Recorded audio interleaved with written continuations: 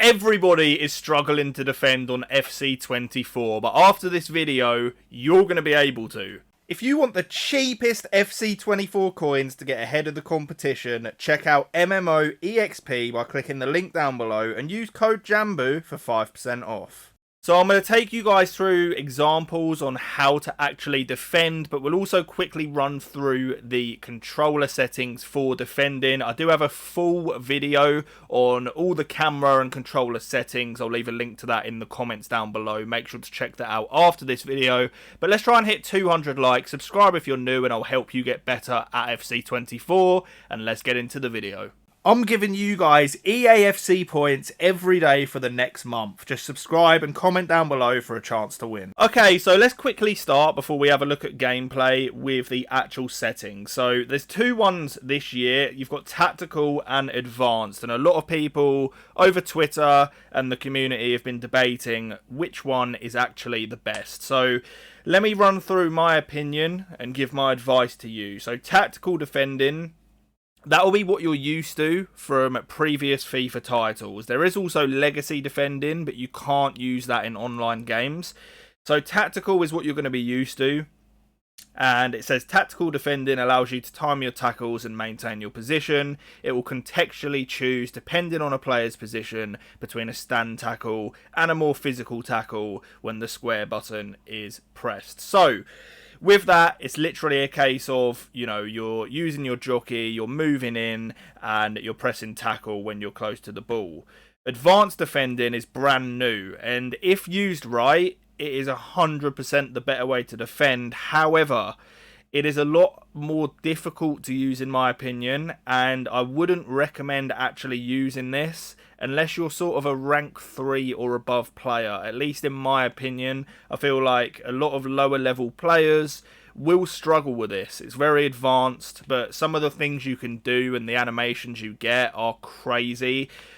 I would honestly recommend 90% of the community to just still use tactical defending.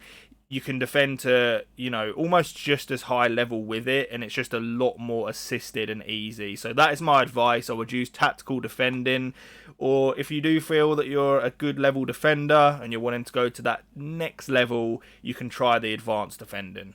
Okay, so let's look at some defending now, and I'm going to try my best to help you guys when it comes to actual in-game, you know, the best chance at not conceding goals. So I'll take you through the rules that I apply to my game, the things I'm doing. I'm nearly in Division 2. Obviously, the game's not even out yet, so Division 2 is essentially the elite division. It's very high-level games, but let's get into it. So you're going to have situations where you're in these areas where your opponent is running through the centre of the pitch. As you can see right now, I am controlling my centre-back, who, by the way, at this time is actually Ruben Diaz. Very good. I feel like the pace at centre-backs, you know, if you've got that high-level defending, it really doesn't matter.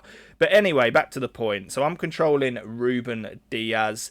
The reason I'm doing this is because I'm watching out for these runners in behind. I don't want to give free space to this person, or any of these other attackers.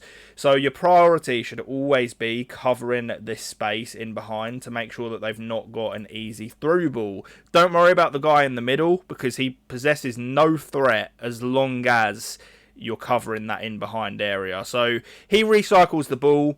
You can see in the bottom right hand corner, I do offside trap. I do this very regularly, and you can't see his attackers because they're currently off the screen and also offside. So that is why I do that. It just helps with cutting out that sort of direct pass to their forwards by putting them offside. So he's got to take his time with the ball.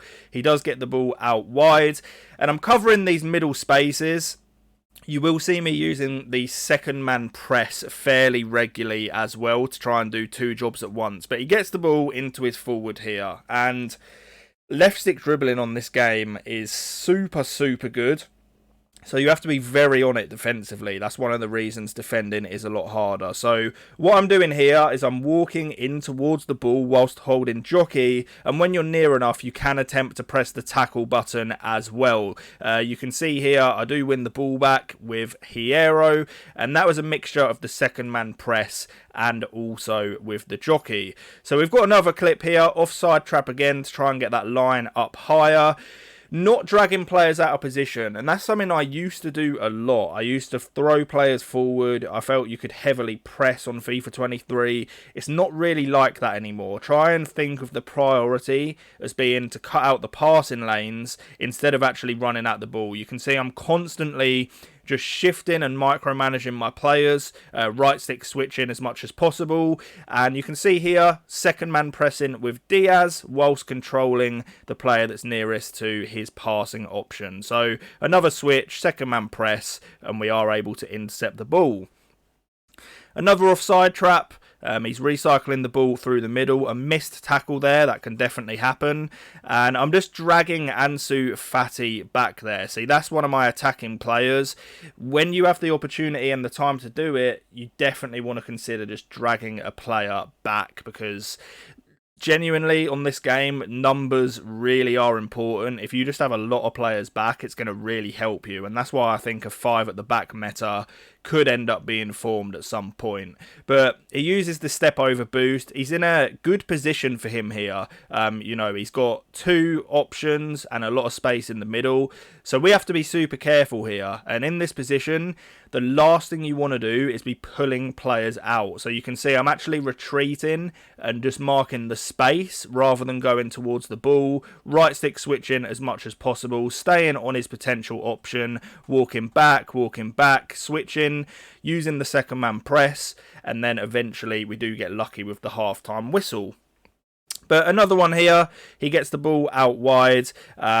As you can see, like, it's very rare I actually go in for a tackle. I feel like you're going to be doing that when they're in and around your box, but when they're in these build-up positions, it's a lot more rare. And I say that as we do make a tackle there with Goretzka. We'll actually go back and watch that one again. So what you want to do is you almost bait them into these little traps. So you can see here I'm controlling my centre back whilst also second man pressing with my midfielder, and at the very last second I'm actually going to switch and go in for the tackle, and that's something that's very effective. We do give the ball away silly, but we offside trap and we're able to step in with Diaz and make the tackle.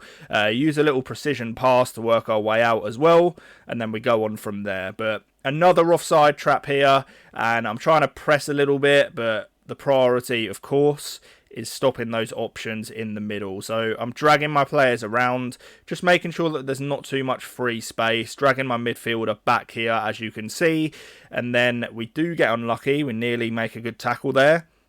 These are the dangerous positions, because when they get out wide and they look to cut the ball back into the middle, they get a lot of space. So these are the times especially where you need to be right stick switching into your centre backs and covering that space on the edge, which you can see we do second man press, force him into a shot, and then, you know, if they're going to shoot from there, you sort of take that. We do have a corner here. I always try and move my keeper towards the edge, but I feel like if you have tall defenders that are good in the air, especially if they have the aerial gold play style, that one is super OP.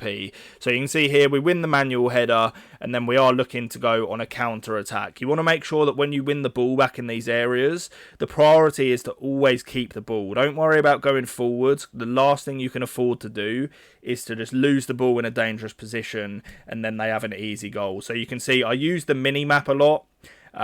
Just calm play, you know, around the back. You're going to see here we are going to cut through his midfield.